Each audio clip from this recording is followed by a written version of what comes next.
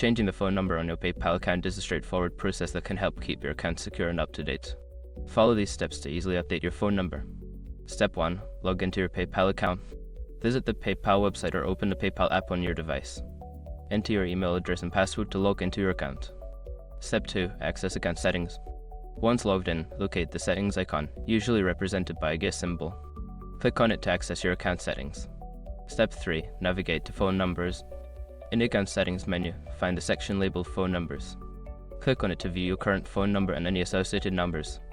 Step 4. Edit your phone number. Select the option to edit your existing phone number.